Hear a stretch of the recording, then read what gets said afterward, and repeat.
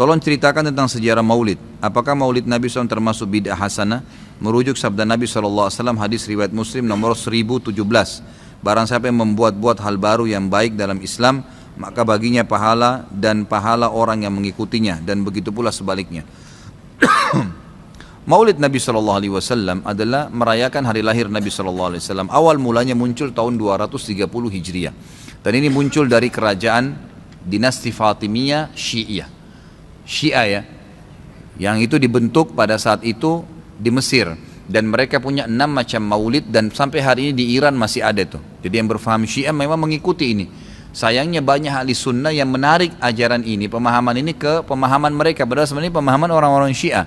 Dan Syiah ini jelas mengkafirkan sahabat, mengatakan Al-Quran kurang gitu kan. Mereka punya 6 macam maulid. Maulid Nabi SAW, Hasan, Husain, Fatimah, Ali, dan rajanya mereka. Dan mereka pada saat membaca maulid dengan zikir-zikir yang sering kita dengar sekarang, itu ya, mereka berdiri di tengah-tengahnya karena menganggap ruhnya Nabi SAW sedang lewat. Banyak orang ahli sunnah di Indonesia yang benci dengan Syiah, karena pemahaman Syiah jelas ya, mengkafirkan sahabat, mencaci maki Abu Bakar dan Umar, mengkafirkan mereka, mengatakan Quran kurang. Tapi mereka tidak sadar maulid yang mereka lakukan adalah acara dari orang-orang Syiah, gitu kan. Anda boleh kembali kepada buku sejarah, semua buku sejarah menjelaskan masalah itu. Jadi munculnya di tahun 230 Hijriah dan dilakukan oleh Syiah ya, pada saat itu yang mendirikan dinasti Fatimiyah namanya. Baik, itu kurang lebih gambaran tentang sejarahnya. Dan orang-orang Syiah Fatimiyah waktu itu mengadakan maulid. Review lagi kembali kenapa mereka buat. Ternyata mereka waktu itu di Mesir berbatasan dengan Bizantium, kerajaan Romawi. Dan waktu itu orang-orang Romawi mereka mengadakan maulidnya Nabi Isa, kan gitu. Maka orang-orang Syiah waktu itu mengatakan di Mesir, kalau gitu kita juga buat maulid untuk Nabi SAW. Maka dibuatlah. Dan sekarang Anda boleh tanya kepada siapapun, kiainya, habibnya, tanya, apakah Nabi SAW pernah melakukan maulid kayak Anda lakukan nih? Berzikir, baca salawat, berdiri, menganggap ruhnya Nabi sedang lewat, pernah? Pasti kalau mereka jujur, mereka akan mengatakan tidak pernah. Ditanya, lalu kenapa Anda lakukan? Bentuk cinta kepada Nabi SAW. Bentuk cinta itu harusnya mengikuti dan mencontohi dan melakukan apa yang dicontohkan dan diperintahkan saja, nggak menambah, gitu kan? Karena kalau kita menambah, seakan-akan kita menganggap Nabi SAW masih ada yang belum disampaikan. Para Nabi sudah pada saat meninggal menyampaikan semua.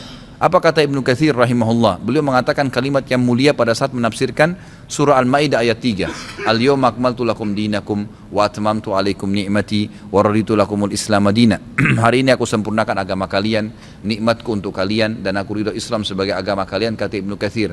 Ayat ini dalil yang paling nyata dan jelas ya, menekankan bahwasanya Nabi SAW tidak menghembuskan nafas terakhirnya kecuali sudah menyampaikan semua apa yang Allah tuntunkan, dan umat ini tidak butuh lagi tambahan, yang kecil sampai yang besar, yang samar-samar sampai yang jelas, gitu kan. Semua dijelaskan, semua sudah disampaikan. Dan Nabi SAW pada saat mau meninggal dunia di Haji Wada, beliau mengatakan halla ballagtu, ingatlah saya sudah sampaikan kepada kalian. Alla ballagtu, ingatlah saya sudah sampaikan kepada kalian. Sudah cukup semuanya, maka jangan ditambah, jangan dikurangin, saudaraku. Bacalah salawat, Nabi SAW perintahin tuh, banyak perintah salawat. Baca 10 kali pagi, 10 kali sore, zikir pagi sore. Boleh juga dijadikan sebagai zikir rutin kita tiap hari. Nabi SAW perintahkan untuk baca salawat, gitu kan. Dianjurkan untuk membaca. Di hari Jumat disuruh memperbanyak salawat untuk Nabi SAW.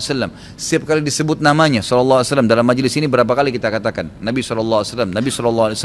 Itu semua fadilah, itu diperintahkan, gitu kan. Tapi jangan dikarang secara khusus, karena itu akan menambah. Sekali lagi, saya tidak menyalahkan. Kalau Anda ngotot mengerjakannya, mengatakan ini benar, silahkan, itu hak Anda. Saya menyampaikan apa yang saya ketahui, gitu kan. Saya tidak menyalahkan, tidak menghardik, saya mengingatkan apa yang saya ketahui. Kalau Anda anggap ini benar, terimalah, gitu kan. Karena orang yang bijaksana, orang yang berakal adalah orang kalau menerima, mendengar sebuah penyampaian dan itu benar, lebih benar dari apa yang dia ketahui sebelumnya, maka dia menerimanya. Ya, maka dia akan selamat dari sifat sombong, kan gitu. Kalau masalah hadis yang disebutkan tadi, Nabi SAW mengatakan barang siapa yang membuat hal yang baru. Jadi ini terjemahannya pun keliru sebenarnya, gitu kan. Jadi kisahnya begini, ini hadis Bukhari. Nabi Muhammad SAW pada saat suatu hari di siang hari selepas sholat duhur, begitu kisahnya ya, melihat dari kejauhan waktu beliau mau keluar dari masjid, ada satu kaum orang Badui, Arab. Arab ini orang Badui dari padang pasir. Yang datang ke Madinah berharap mendapatkan sedekah. Karena miskinnya mereka, dalam riwayat ini dikatakan sampai mereka hanya menggunakan satu lembar kain yang tidak dijahit. Mereka cuma lilitkan di badannya, ya kalau ada angin tersingkap aurat mereka karena miskinnya. Dan mereka mengikat ujung kain itu satu sama yang lain di lehernya, gitu kan? Dan diikat juga di bagian bawahnya, sehingga memang peka sekali bisa kelihatan auratnya. Dan dari muka mereka kelihatan, dalam hadis ini dikatakan kemiskinan, wajahnya sudah hitam, kelihatan tua sekali karena susahnya. Lalu Nabi SAW naik di atas mimbar sambil berkata, ini pentingnya mempelajari sababul wurudnya hadis. Sebabnya hadis disebutkan, sama kalau ayat sababun nuzul ya. Perhatikan hadis tadi yang disebutkan, ini adalah sababul wurudnya. Ini saya ceritakan sekarang. Maka Nabi SAW naik di atas mimbar setelah tahmid dan salawat untuk diri beliau dan memuji Allah tadi, tahmid dan salawat, beliau mengatakan, wahai muslimin, sesungguhnya semua yang kalian kumpulkan di dunia tidak akan bermanfaat buat kalian. Semua akan habis. Sebaik-baik harta kalian adalah harta yang kalian infakkan selama kalian hidup.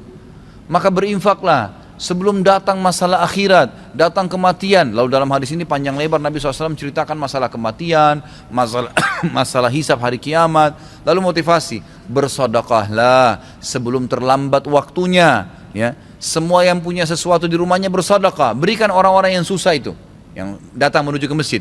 Berikan kepada mereka sebelum mereka injak masjid ini.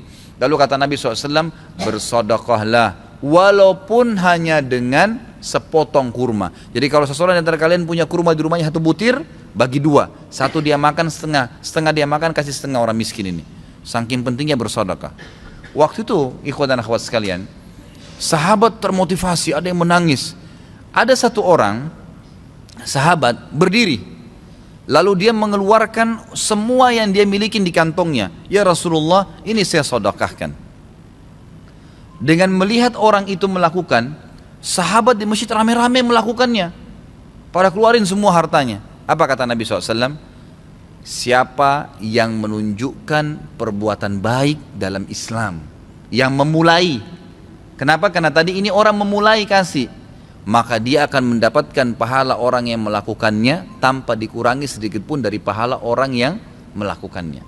Jadi kalau kita ajak orang ke masjid atau kita ajak orang bersedekah, lalu dia dapat pahala nih 10 pahala misalnya karena sholat atau karena sedekah, kita kena mengajaknya, diberikan juga pahala 10 tanpa dikurangi dari pahala dia, kan begitu.